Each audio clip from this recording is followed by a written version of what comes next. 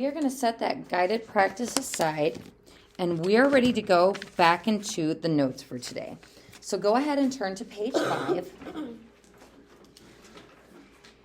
And this is the part where we start to see why factoring is useful to us for solving quadratic equations. So in the problems we've been doing, we've just been factoring expressions. There hasn't been an equation aspect to it or an equal sign. So in this section, we'll see what factoring is actually useful for. Now, anytime we solve quadratics by graphing or by factoring or using the quadratic formula, it always has to be in standard form first. So if you're someone who likes writing steps, step 1, standard form. Or ax squared plus bx plus c equals 0. The other thing about standard form that I want you to notice with all of the things we've been factoring so far is our a value has always been positive.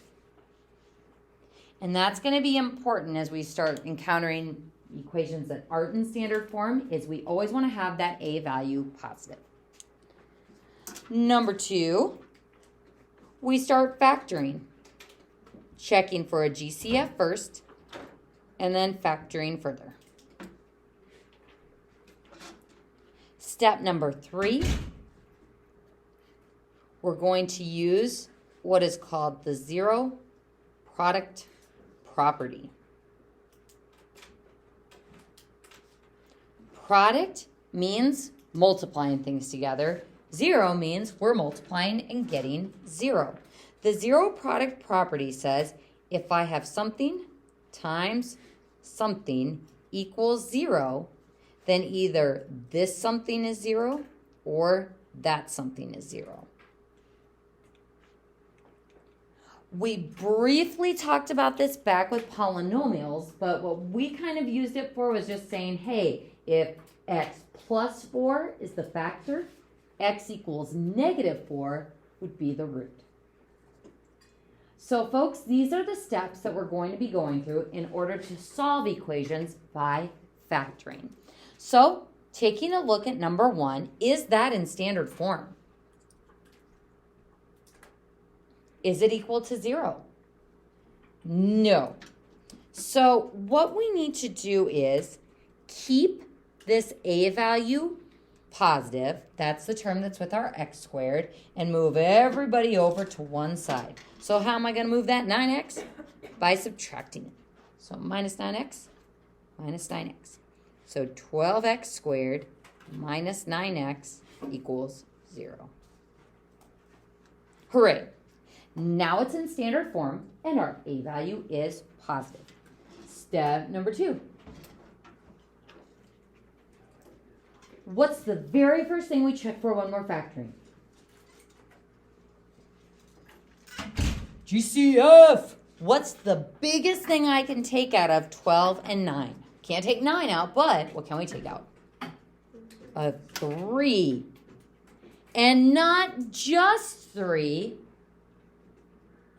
Variable-wise, can we take something out?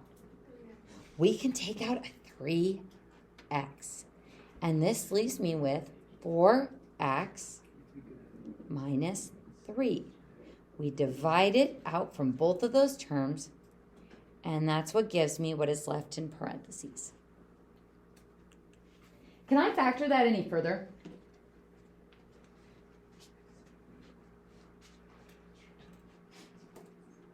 Is this a quadratic anymore? No, I've got a binomial here. I've got a monomial, a single term there. I can't factor it any further. So at this point, I now have a zero product. I have something times something equals 0. If a times 4 is 0, a has to be equal to 0. If I have b times negative 500 equals 0, b has to be 0. So if I have something times something equals 0, one of these two factors has to be equal to 0. So either 3x equals 0 or 4x minus 3 is 0. And now we have two little mini equations that we can solve. If I divide both sides by 3, x equals 0. And over with the other equation, I sure wish I had more room here. We would add the 3 to the other side. So 4x equals 3, and then divide both sides by 4. And x is equal to 3/4.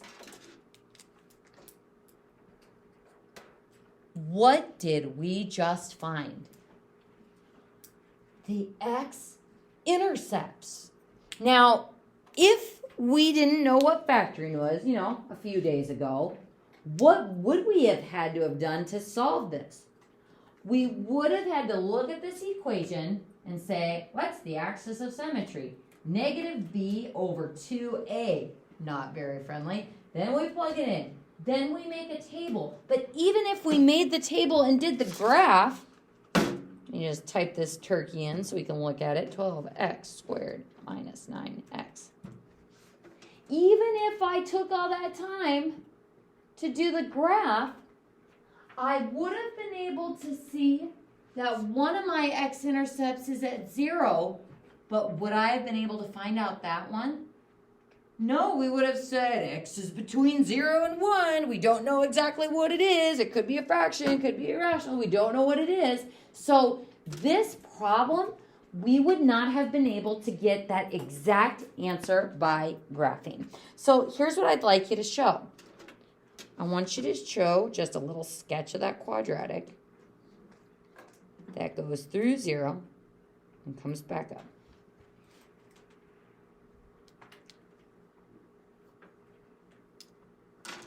And just write a little note that says we would have been able to find x equals 0, but we would have said x is between 0 and 1 for that.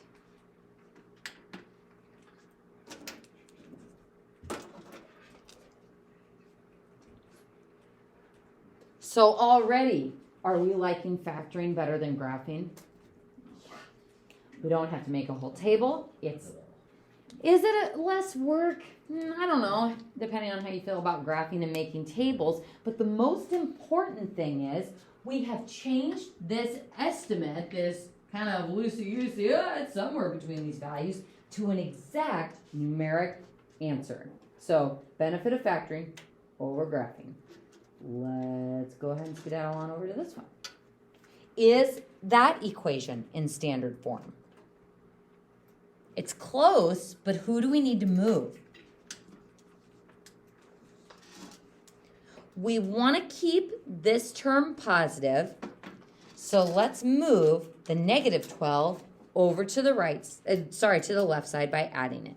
So add 12, so x squared minus 7x plus 12 equals 0.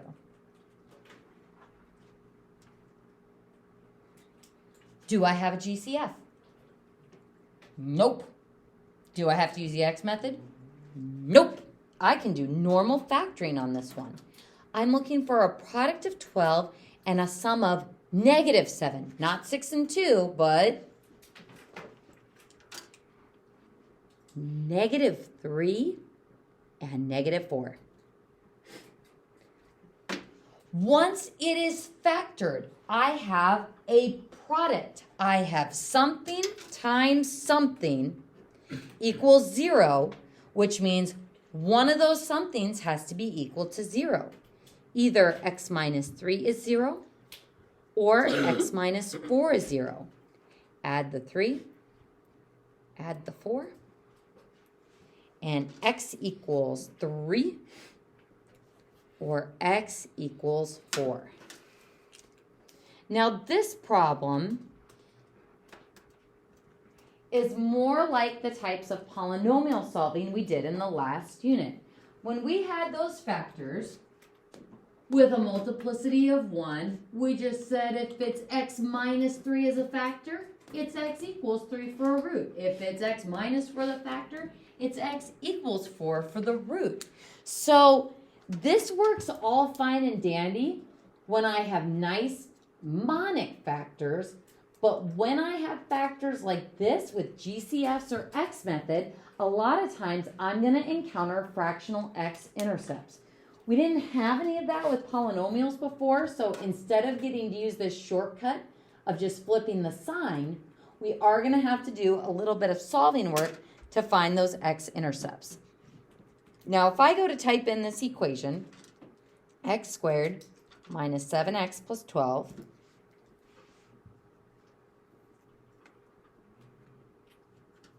so if I had to graph this one, negative b over 2a, ew, an axis of symmetry at 3.5, don't love that. But take a look at our x-intercepts. Do we see them exactly at 3 and 4? We sure do. So this is one that I could have solved by graphing, even though it would have been more work to do so. So I would have been able to see x equals 3 and x equals 4.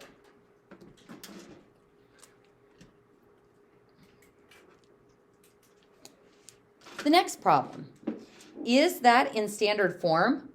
Yep, we're missing the b value though. How are we going to factor this? Anything jumping out at you about 64? Perfect square and another perfect square, difference of squares. Perfect square factors of x squared, x and x. Perfect square factors of 64, 8 and 8. One gets a plus, one gets a minus, equal to 0. So if I have something times something equals 0, either this is equal to 0 or this is equal to 0. Subtract the 8 and x is negative 8. Add the 8 and x is positive 8. Those are my roots. Those are my x-intercepts.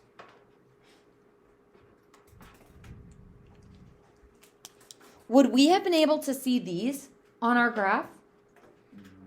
Yeah, it would have just been a quadratic with 1, 2, 3, 4, 5, 6, 7, 8 at negative 8 and a positive 8. The y-intercept, negative 64.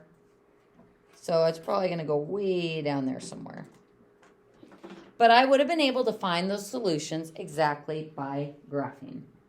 So let's see what happens when we look at something like number 4.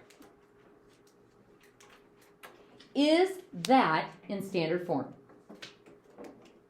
Yep, it sure is. Do we have a GCF? No. All right, and we've got an A value of 4, which means it's X method time. Now, if I were you, I personally would start with 2x and 2x. It won't always be the case, but most of the time it will. So 2x and 2x, and we'll try 1 and 3. Multiply in an X shape, we get 6x, and we get 2x. Is there any combination of those, positive or negative, that will give me that sum of negative 5? No.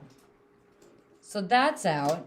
Now, switching the order of those isn't going to make a difference, right? Because it's 2x and 2x.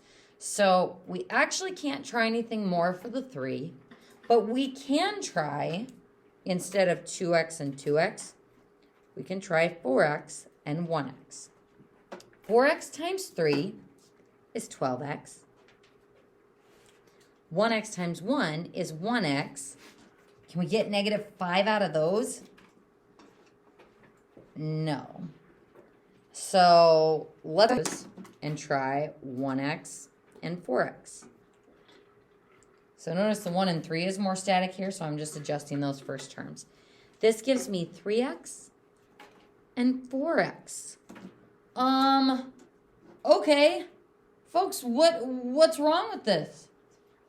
It's prime. We can't factor this.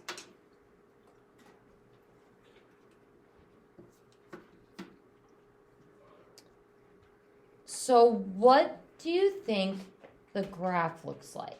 talk it over with the people sitting around you. What does it mean if we can't factor this expression? There is no graph. We can still graph it, negative b over 2a. It's still going to be a parabola. But what does it mean as far as x-intercepts is concerned? Throw some guesses out there. They're all none.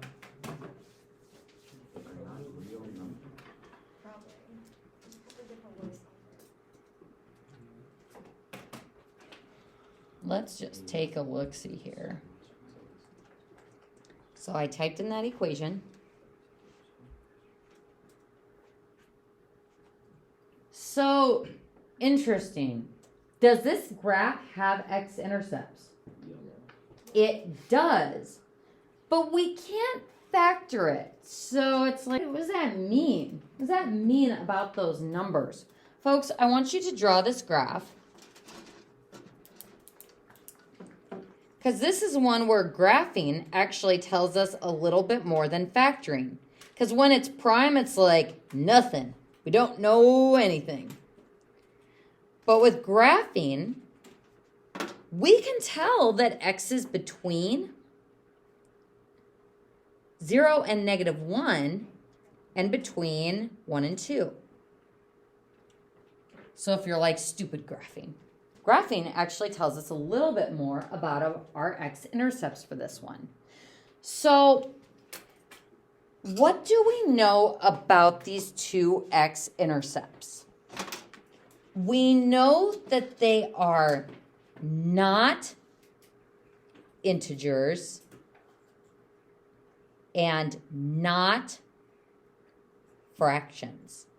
Do you guys know what integers are? Let's go ahead and just define up here at the top what integers are. Integers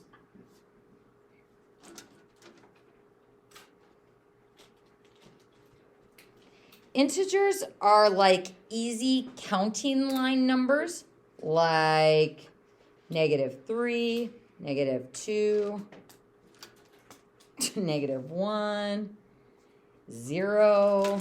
Let's move all this stuff there. 0, 1, 2, 3, ... It's pretty much whole numbers and their opposites. Now, rational numbers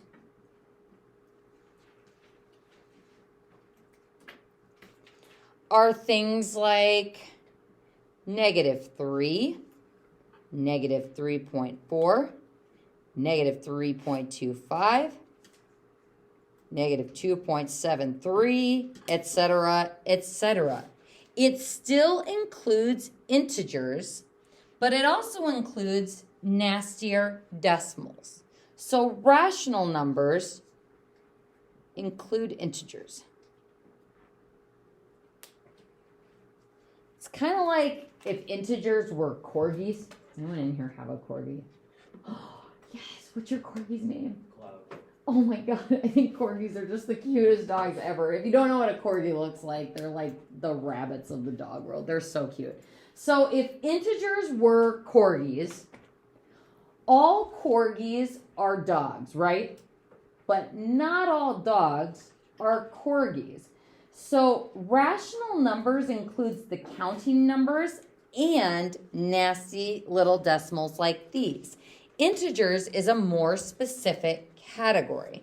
So integers, counting numbers.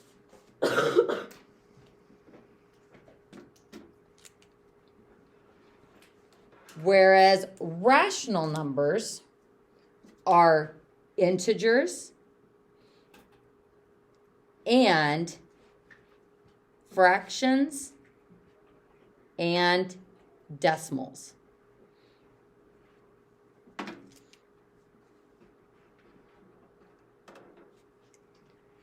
Now that pretty much sums up any number that we can think of, right? Can you think of something like a cat that lies outside of this big dog category of integers and fractions and decimals?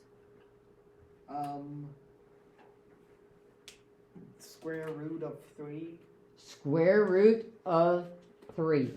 Folks, we have two other categories of numbers. We have what are called irrational numbers,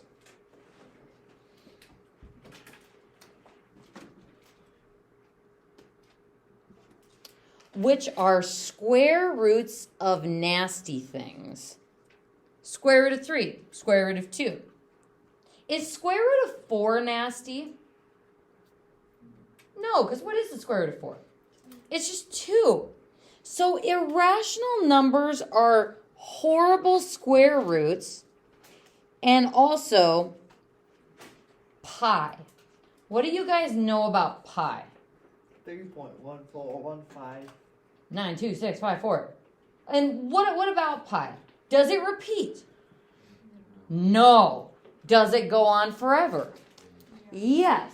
And that is what is special about these numbers compared to these terminating decimals.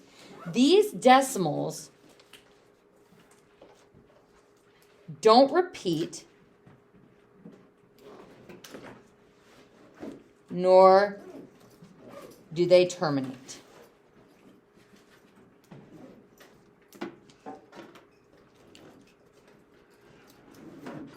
So we've got our dog numbers and then we've got our cat numbers. Very different animals. So a problem like this that's not getting integers or fraction answers, this would have two irrational roots. Maybe this one's square root of 2, maybe that one's negative square root of 2. But would it be possible for me to get square root numbers from factoring? No, because my factors are just all nice numbers. They might give me fractions, but they're not going to give me something nasty like this.